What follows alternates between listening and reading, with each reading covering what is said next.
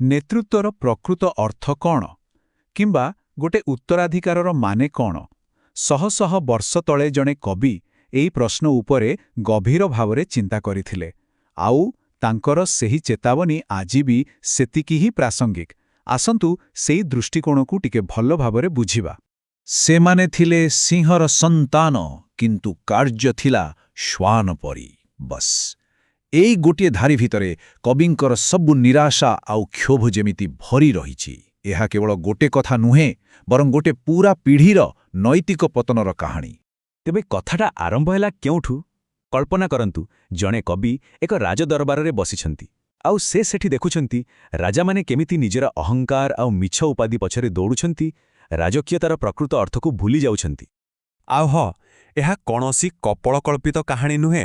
କବି ନିଜ ଆଖିରେ ଦେଖୁଥିଲେ କିଭଳି ଶାସକମାନେ ନିଜର ମୂଳ କର୍ତ୍ତବ୍ୟ ଅର୍ଥାତ୍ ପ୍ରଜାଙ୍କ ସେବାରୁ ଦୂରେଇ ଯାଉଛନ୍ତି।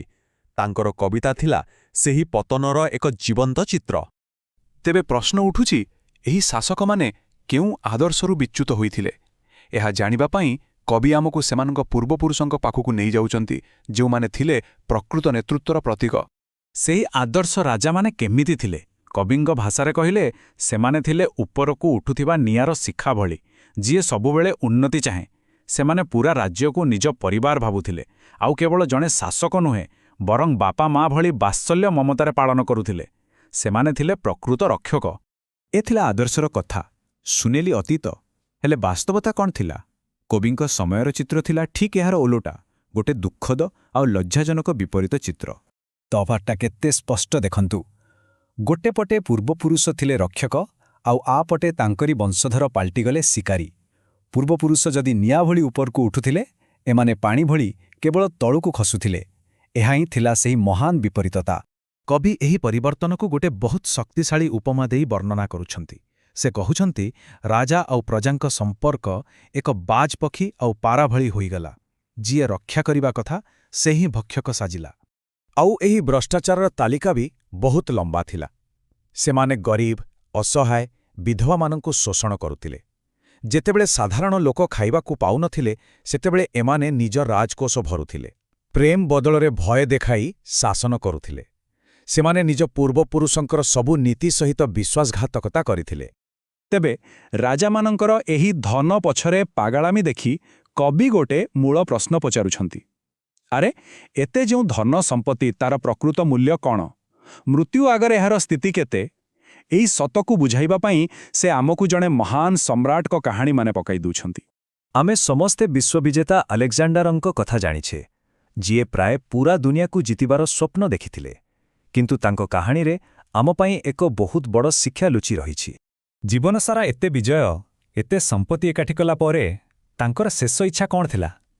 ଯେଉଁ ମଣିଷ ପୂରା ଦୁନିଆକୁ ଜିତିଥିଲା, ସେ ଯିବାବେଳେ ଦୁନିଆକୁ କ'ଣ ଦେଖାଇବାକୁ ଚାହୁଁଥିଲା?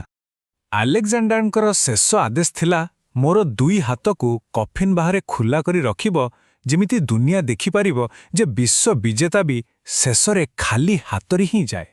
ଏହାଠୁ ବଡ଼ ସତ ଆଉ କ'ଣ ହୋଇପାରେ?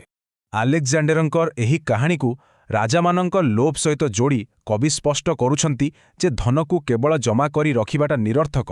ତାର ପ୍ରକୃତ ମୂଲ୍ୟ ତାକୁ ସମସ୍ତଙ୍କ ଭଲ ପାଇଁ ଖର୍ଚ୍ଚ କରିବାରେ ହିଁ ଅଛି। ତେବେ ଯଦି ଧନ, ସମ୍ପତ୍ତି ଆଉ କ୍ଷମତା ସବୁ ମିଛ, ତାହେଲେ ସତ କ'ଣ? ପ୍ରକୃତ ସମ୍ପତ୍ତି କ'ଣ?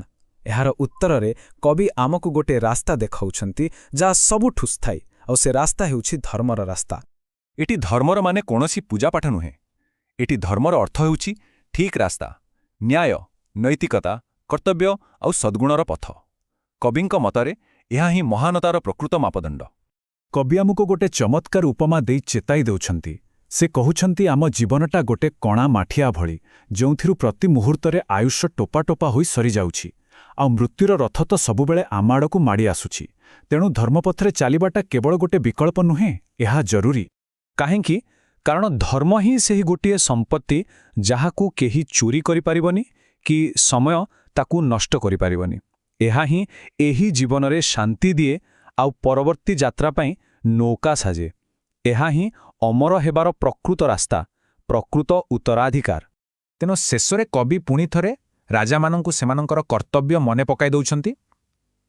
ଜଣେ ରାଜାର ସବୁଠୁ ବଡ଼ ଧର୍ମ, ତାର ପରମ କର୍ତ୍ତବ୍ୟ ହେଉଛି ପ୍ରଜାଙ୍କର ସୁଖ ଆଉ ମଙ୍ଗଳ ଏହାଠୁ ବଡ଼ କିଛି ନାହିଁ।